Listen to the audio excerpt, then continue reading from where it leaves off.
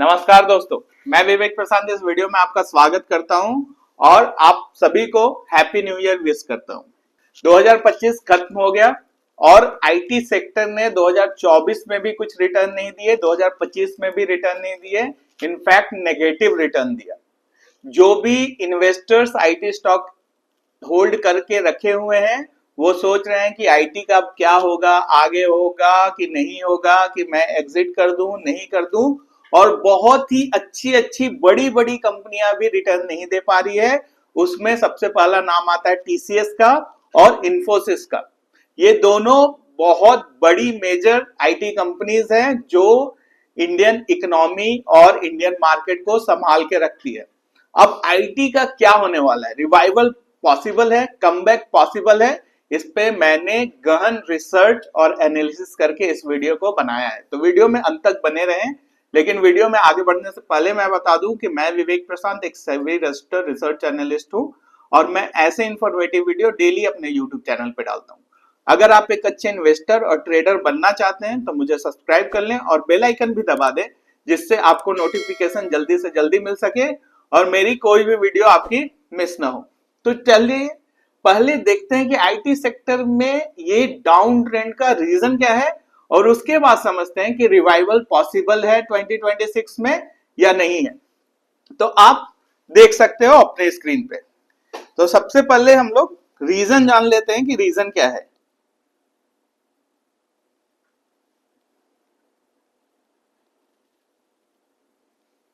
तो पहला जो रीजन है वो है global slowdown.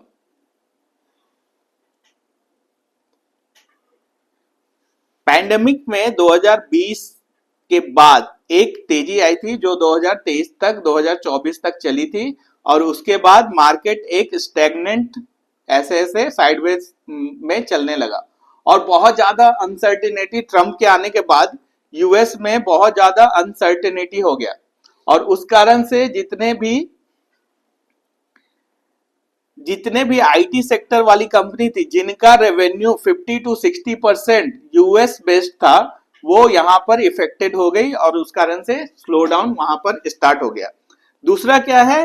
High interest rate. मतलब आप देखेंगे कि 2023 से 2024 तक फेडरल बैंक ने बहुत सारे रेट इंक्रीज किए थे जिस कारण से ग्लोबल स्लोडाउन आया था और उस कारण से आईटी कंपनी जो कि यूएस पे निर्भर करती है उस कारण से उनका डाउन ट्रेंड यहां पर स्टार्ट हो गया था। और तीसरा रीजन क्या है? Over hiring. ओवर हायरिंग का मतलब है कि 2020 में जब लॉकडाउन लगा था उसके बाद जैसे ही लॉकडाउन खुला उसके बाद ये आईटी वाले का एक होड़ सा चल गया। मतलब आप देखोगे कि एक कंपनी जो कि ये भारत पे थी वो टेक वाले यानी कि आईटी वाले टेक वाले जितने भी एम्प्लॉय थे उनको हायर करने के लिए 3 लाख का BMW as a joining bonus दे रहा था, एज अ ज्वाइनिंग बोनस। मतलब होड़ लगी हुई थी टेक वाले के लिए, आईटी वाले के लिए, जो कि 2-3 साल में ऐसे ही ठंडा हो गया और यहां पर आप देखेंगे कि जितना ज्यादा हायरिंग उतना ज्यादा फायरिंग, यानी कि hiring fast and firing fast होने लगा यहां पर। इस कारण से भी थोड़ा स्लो डाउन आ गया। अब रिवाइवल कैसे होगा? आईटी में रिवाइवल कैसे होगा? तो रिवाइवल के लिए पहला जो पॉइंट है वो पहला पॉइंट है इंटरेस्ट रेट, जो कि स्टार्ट हो गया है। नवंबर में एक रेट कट हुआ था फेडरल के तरफ से और भी बोल रहे हैं कि 2026 में और भी रेट कट होने वाला है, जिस कारण से हो सकता है कि इकोनॉमी फिर से बूम स्टेज में जाए। दूसरा क्या है? AI and digital transformation. India में जितने भी बिजनेसेस हैं, ठीक है, उसमें एआई और डिजिटल ट्रांसफॉर्मेशन हो रहा है और ये इनडायरेक्टली डायरेक्टली आईटी सेक्टर को फायदा करने वाला है 2026 में। ठीक है। तीसरा पॉइंट क्या है? Cost optimization. अब इन्होंने फायरिंग स्टार्ट कर दिया। आपने आए दिन न्यूज को सुना होगा कि टीसीएस ने इतने को फायर कर दिया, इन्फोसिस ने इतने को फायर कर दिया। तो वो कॉस्ट कटिंग कर रहे हैं जो कि 2026-2027 में वो रिजल्ट दिख के आएगा कि हाँ कॉस्ट कटिंग हो गया है, कॉस्ट ऑप्टिमाइजेशन हो गया और रेवेन्यू हम लोगों को वहां पर दिख के आएगी, प्रॉफिट उधर में दिख के आएगा आईटी कंपनी का। और जैसी जैसी रेवेन्यू ग्रो होगा, प्रॉफिट ग्रो होगा, उसके जो शेयर्स हैं उसके प्राइसेस भी ग्रो होना स्टार्ट हो जाएंगे।